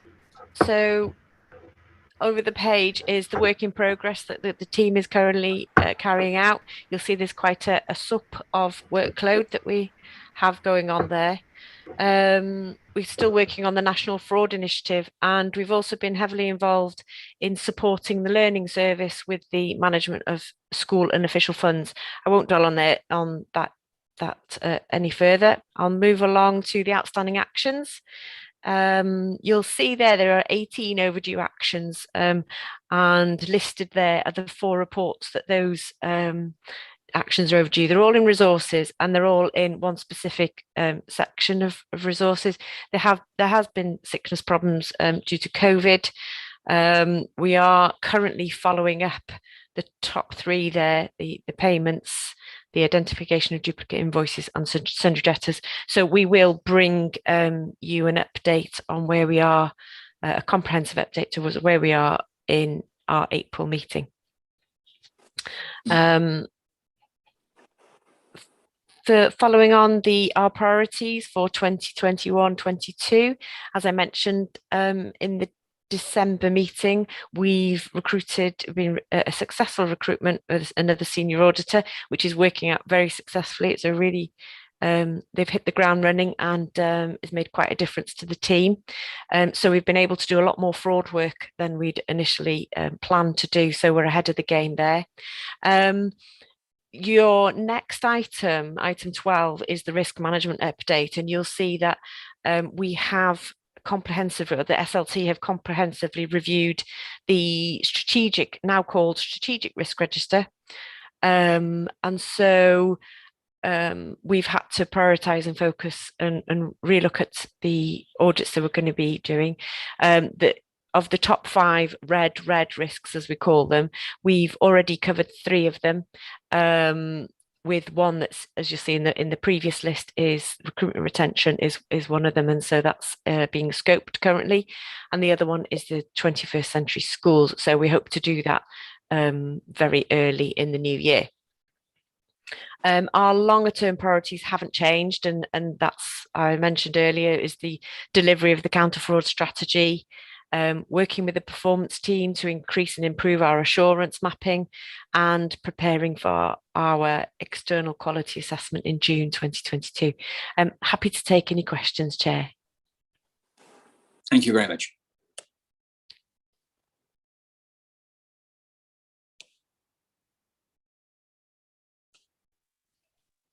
I don't think that, has anybody got their hand up that I can't see? There's no hands up as far as I can see, Chair. Would you like me to move on? Yes, I would. Oh, sorry, Councillor John Griffiths. Sorry. Can I take you back to point 27, outstanding actions, in respect of 18 overdue actions, 8 major and 10 moderate. I'm disappointed to see that you've raised these on 4 audits. What's the, what reasons are they given to account for their failing to respond to them in previous audits, and that they haven't done it by this audit?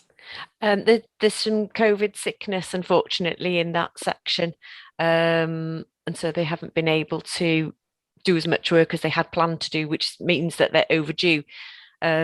We've decided not to extend the deadline dates, just to make sure that these overdue actions are given priority. As I say, we're working with the team at the moment to follow up and see what has been done today, and we'll report back to you in April. I think Mark might want to add something. Yeah, Mark is good. Yeah, I'll take Mark. Diolch yn fawr. Yeah. Mae hwn yn broblem da ni adnabod yn yr gwasanaeth i gallu gweithredu ar rei o'r argymhellion sy'n dod. Fel da chi'n disgwyl, mae gwaith archwilio mewnol yn fwy trwm ar y gwasanaeth adnoddau i gychwyn. Mae'n rheolwyr ni efo i gwaith dydd nhw. A weithiau mae angen amser allan i edrych ar yn prosesau ni a sut ma nhw'n gweithio. A tydi reolwyr ddim bob tro efo'r amser i wneud hynna. Mae o fatha trio trin car, a mae'r car yn trafeilio lawr y lôn i ryw radda. Weithiau ydych chi angen parcio a sbio a cymryd eich amser. Neu mae yna risg fysa ni newid pethau sy'n gwanhau yn rheola mewnol ni, dipyn bach. O ran y tîm incwm a'r prosesau dyledwyr, da ni di cyflogi rhywun o tu allan i wneud dipyn bach o'r gwaith yma, edrych ar y prosesau busnes ni, a sut da ni'n gweithio, sut mae rei o'n prosesau ni'n gweithio, a dwi'n gobeithio wneud hynna bod yn ffordd ddefnyddiol o trio ymatab i'r pwyntiau mae tîm Marian wedi bod yn codi dros y blynyddoedd.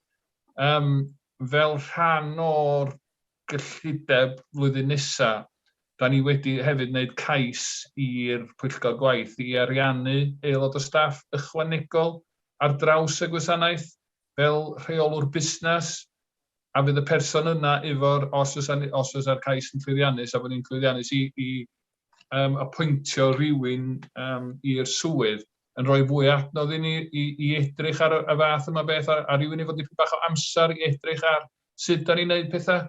Fel dwi'n dweud, da ni'n teuddu wneud pethau da ni wedi bod yn wneud ers blynyddoedd, cos gyn neb yr amser i eistedd lawr a meddwl, ydy hwn y ffordd gorau wneud o? So be dwi'n chwilio amdano ydy rhyw fath o adnodd ychwanegol sydd efo amser, sy'n gallu edrych ar pethau a newid pethau a wneud siŵr bod y pethau yma sy'n cael ei godi yn cael ei gweithredu Dwi'n cydnabod na dydy o ddim yn dderbyniol a ddylia ni symud efo rei o hein yn gyflymach na da ni wedi. Ond mae o'n anodd wrth trio cadw bob peth fynd dydd i ddydd a wneud y pethau newydd yma hefyd. So, da ni yn ymwybodol bod o'n broblem a da ni yn edrych ar ffyrdd o drio datrys y problema. Diolch. Diolch yn fawr, Mark.